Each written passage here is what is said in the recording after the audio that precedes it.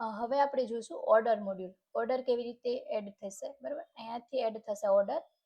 અહીંયાથી તમે એડ કરી શકો. ડાયરેક્ટ ઓર્ડર તમારે બનાવવો હોય તો તમે અહીંયાથી બનાવી શકો. કોન્ટેક્ટ કંપનીની અંદર જે આપણી જૂના કસ્ટમરનો જો તમારો ઓર્ડર આવ્યો હોય તો તમે અહીંયાથી એડ કરી શકો. એની નેક્સ્ટ ફોલો અપ ડેટ અહીંયાથી એડ કરી શકો. એક્સપેક્ટેડ ડિલિવરી ડેટ તમે એડ કરી શકો અહીંયાથી. ડિસ્કાઉન્ટ ટાઈપ અહીંયાથી એડ થઈ જશે.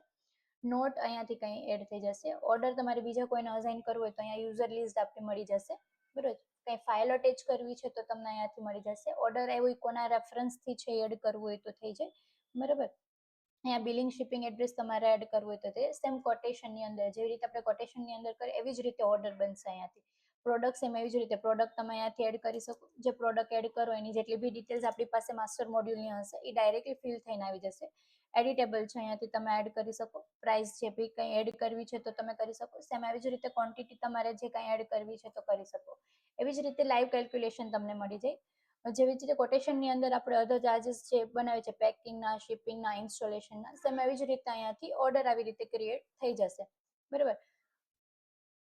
હવે આપણે જોશું મેનેજ કેવી રીતે થશે ઓર્ડર. ઓર્ડરનું ફોલોઅપ્સ આપણે કેવી રીતે લેશું એ હવે આપણે જોશું.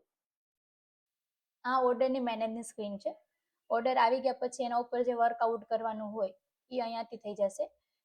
અહીંયા તમને બધી ફિલ્ટર મળી જશે કંપની ઓર્ડર ડેટ ઉપર. અહીંયા ઉપર મિની ડેશબોર્ડ આપણે કહી જઈએ. સિંગલ ક્લિક ઉપર આપણે બધું જ ઓર્ડરની બધી ડિટેલ્સ અહીંયાથી મળી જાય.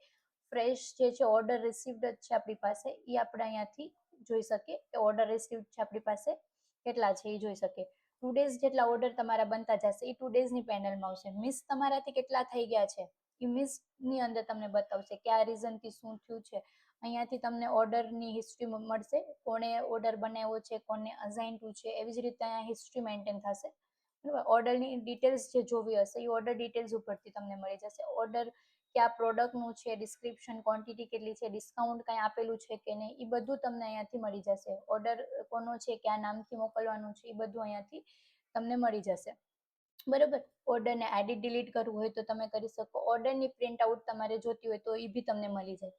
અટેચમેન્ટમાં કાંઈ એડ કરવું હોય તો તમારે જોવું હોય તો તમે અહીંયાથી જોઈ શકો. આ જ ઓર્ડરનું ડિસ્પેચ તમારે કરવું છે, સેલ્સ ઇનવોઇસ કરવું હોય તો બી તમે કરી શકો, બરાબર.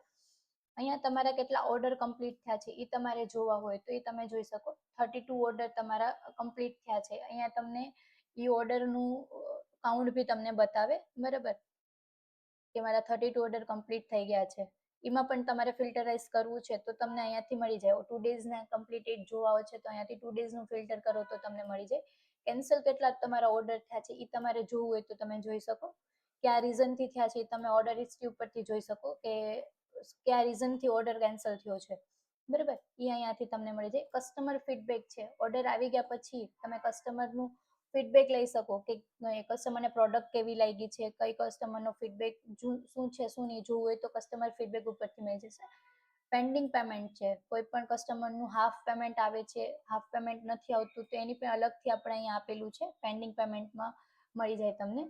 કમ્પ્લીટ કેટલું થયું છે, અનબિલ્ડ કેટલું છે એ જોવું હોય બી તમે આપણે અહીંયા જોઈ શકો. આ ઓર્ડરની મેનેજની સ્ક્રીન છે. અહીંયાથી ઓર્ડરની બધી ડિટેલ્સ તમને અહીંયાથી મળી જાય, બરાબર.